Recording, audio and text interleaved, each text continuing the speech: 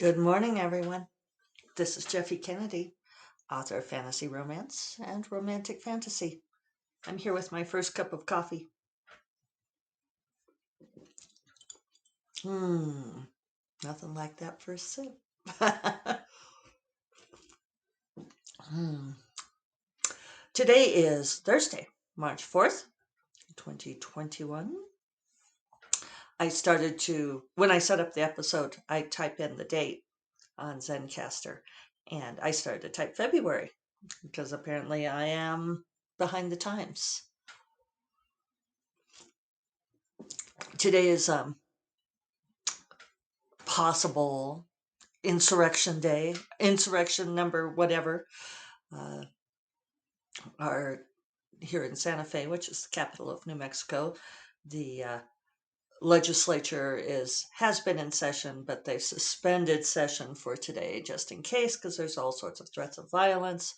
David was filling me in on the whole QAnon conspiracy theory that this is not lawlessness because they believe that there hasn't been a legitimate president since the 18th president, because the inauguration date was moved, according to the 22nd Amendment to the Constitution, from March 4th to January 20th, I think.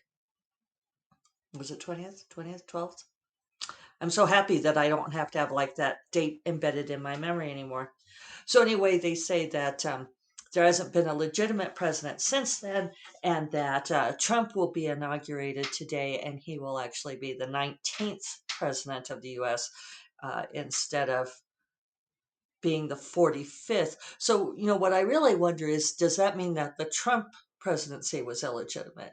Because if everything was illegitimate up uh, till now, and that was like 1933 that happened, then Trump was never president either, right? I'm sure they can gloss over that part. So much crazy. Sometimes I think that these people putting out the QAnon theories are just like sitting there concocting, seeing what they can get people to believe. Anyway, hopefully nothing terrible will happen today. Uh, Hopefully nobody will get killed. Hopefully we could just sort of go on with our lives. I just can't even. So, on to more frivolous things. Let's do earrings. So, today's earrings are these pretty silver chandelier earrings that are inset with blue sparklies. That's a technical term. I'm trying not to move it around so much, Library Addict. Library Addict thought my Loki pendant looked like a frog, and I'm just we're going to send the minions of Loki after you. So it's got a silver setting and then a scoop shape with blue stone, blue sparkly. They kind of look like opals, but I think they're pretend. Set in the middle, and then a dangly teardrop shaped one, similar. My stepson picked these out for me, I believe. Oh, wait, no. Are these the ones? These are not. I take it all back.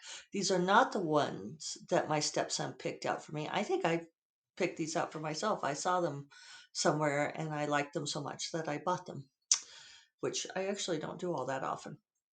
And then there's this pretty silver ear cuff, which has, I need to get it closer to get it to focus.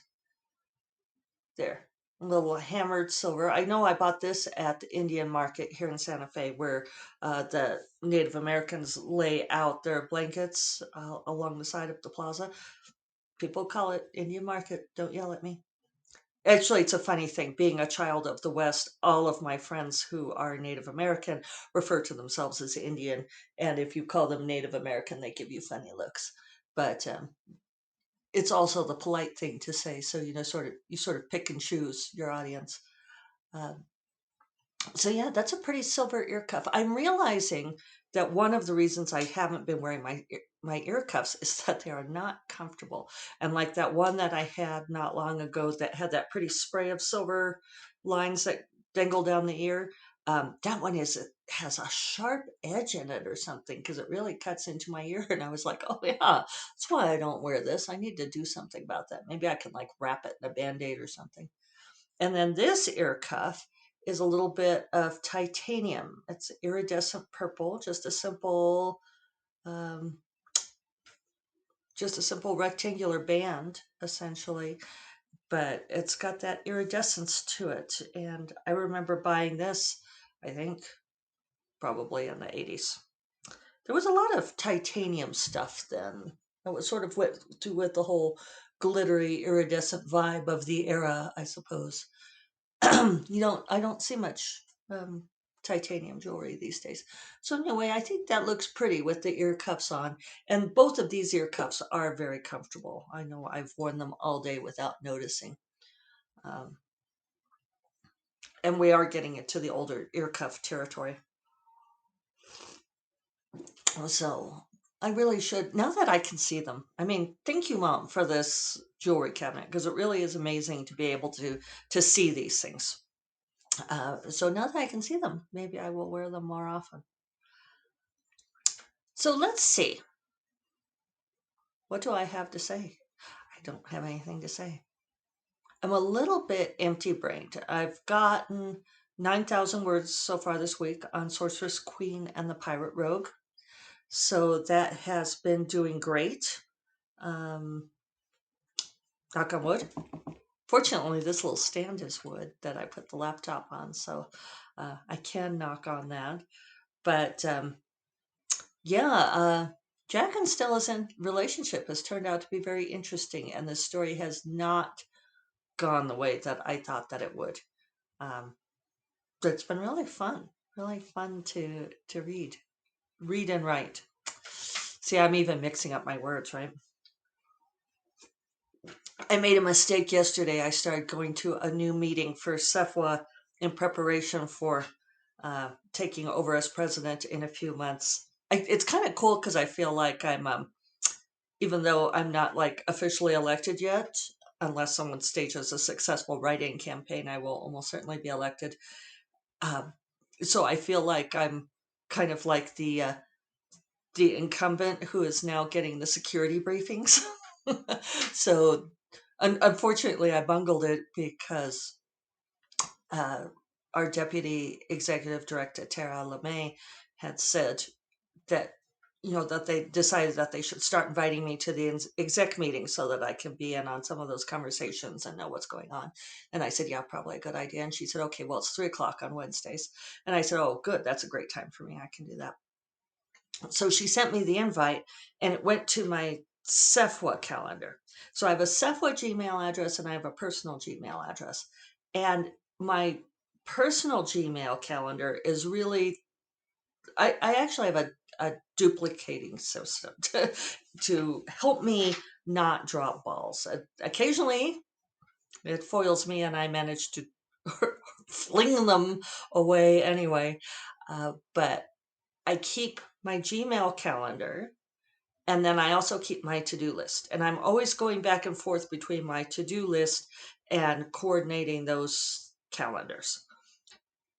But when someone sends me an invite to my SEFWA Gmail address, it goes to my SEFWA Gmail calendar.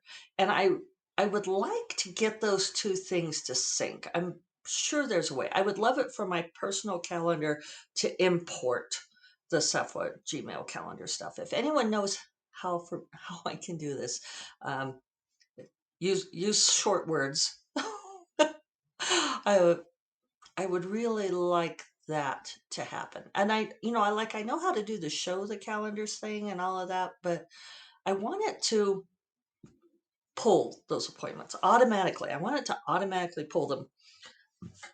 Otherwise, what I need to do is I need to start cross-referencing them more often. And that might be the solution if there's not a simple importation technique.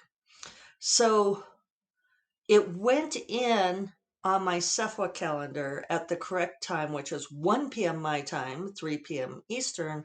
But when Tara told me the next one is Wednesday the 3rd at 3, I put it on my calendar at 3 p.m. not realizing that Tara was thinking Eastern time. That's the thing about you East Coast people, is that you think Eastern time is the default. Um, and I know that you don't mean it maliciously, but you guys do this. You guys do this. You just tend to assume that everything is Eastern time, unless somebody asks you or makes a point of correcting. Um, Not long ago, there was an RWA town hall that was scheduled at the last minute, and it was at 10 a.m. on a Sunday morning Eastern time, which means that it was for people on the West Coast, that's 7 a.m. on a Sunday morning.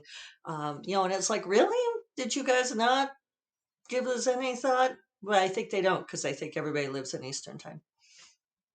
Poor Hawaii people, what that would be like. I never can keep track. It's at 4 or 5 in the morning because we're not on daylight savings time, so it was probably 5.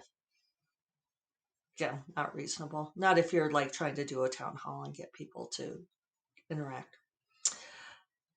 Not my problem. So, anyway, that was all a tangent, wasn't it? Oh, so the upshot is it was actually kind of funny because, so like I wrote it down both places. My personal calendar, my to-do list, 3 p.m. Wednesday. So I get on there at like 2:59, and I was fairly leisurely. I was like, oh, I've got my other things done. And our executive director, Kate, was on there, and it's just the two of us. And we chatted. And this is, like Zoom calls, is what we do. We chat. And I'm thinking, geez, it's like gets to be 5 after 3 and this sort of thing. And we're both sort of working on our computer and exchanging comments and that sort of thing. And I'm thinking, well, does everybody just come to this meeting really super late or what? And finally, Kate says, is there something I can do for you? What can I do for you? And I'm like, well, I'm here for the exec meeting. And she goes, oh, that was at 3. I'm like, yeah, it's 3. So she gave me the quick rundown, and uh, I have to.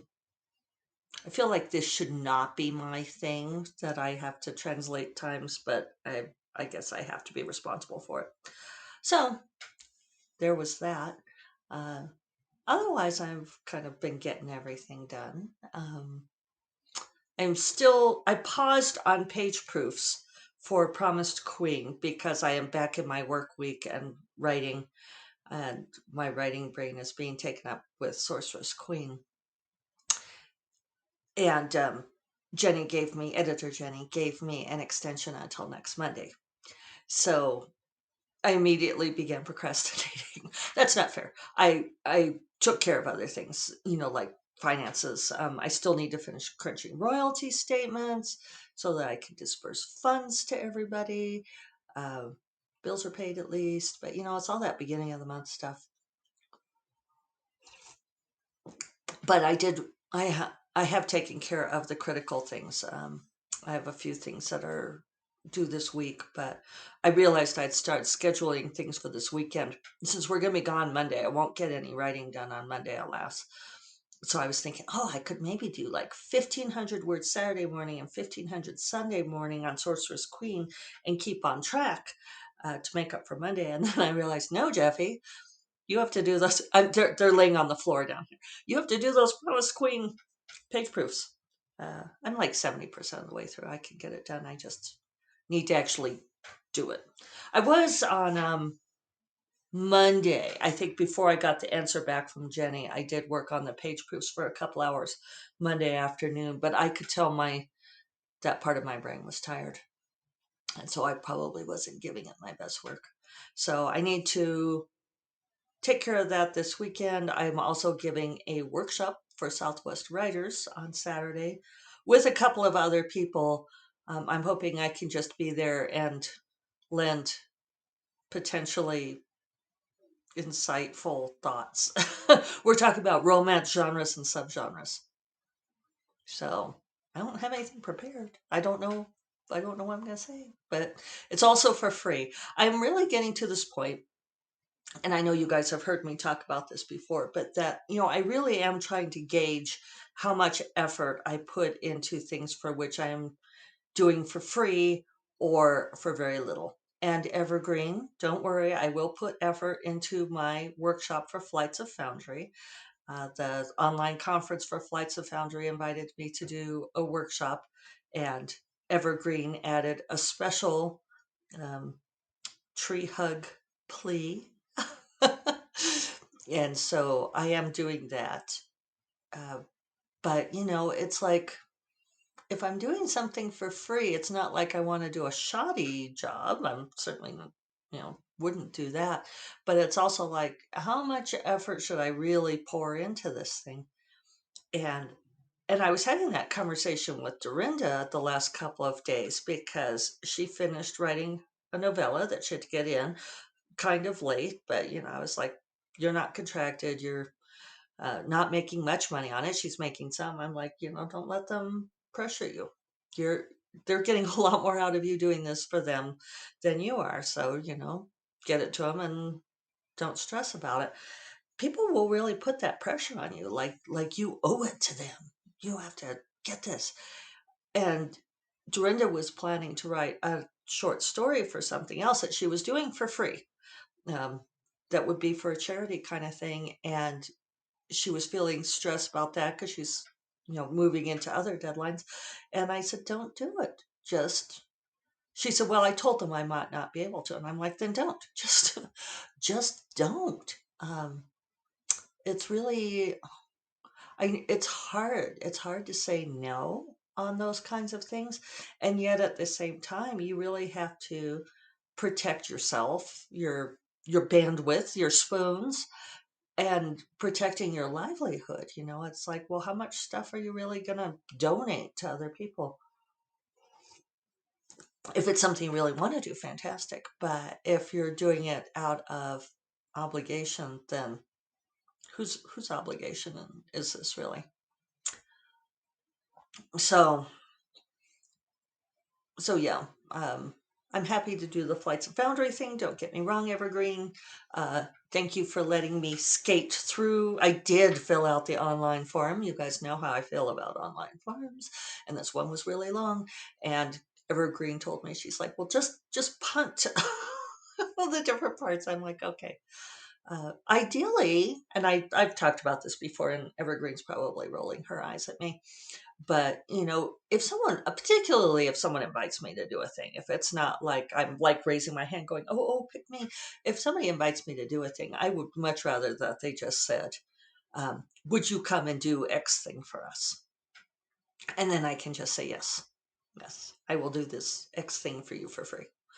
Uh, don't make me go to a lot of work to do it for you for free. So I know I talk about this a lot, but it really does take this gradation of effort. It's how much do you put into something that is paying you, like how much is your time worth? How much, figuring out how much each hour of your time is worth. And especially when I know that I have a finite amount of mental energy. I do. I wish I didn't. I wish I had unlimited mental energy, but clearly I don't. So, uh, anyway, always a balancing act, right? So yeah, that's I think I told you guys that Grace Draven and I, we talk often, obviously, but that was our resolution for this year, is to not do so much stuff for free. And if you're going to do it for free, you have to have a good reason to do it. Evergreen asking me to do it is a good reason. So there you are. Uh, yeah. And technically, not even technically, everything I do for Sephwa is for free. And sometimes I think, why am I doing so much work for Sephwa for free?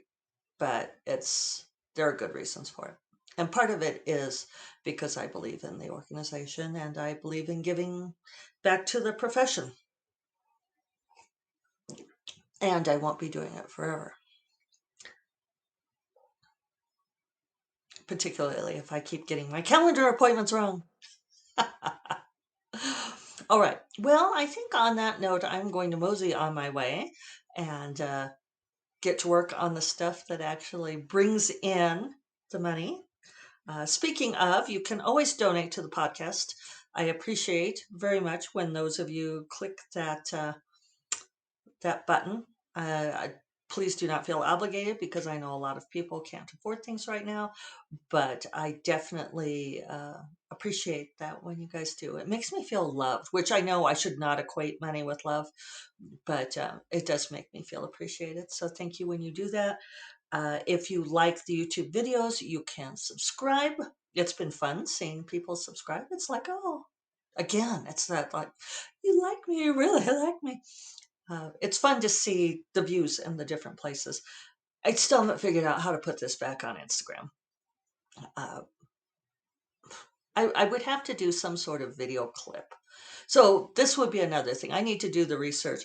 Like, is there some kind of app I can use? Is there something that would be easy for me to like grab a clip, at least 1 minute's clip from uh, YouTube or from my recorded video here that I can then pop over to Instagram?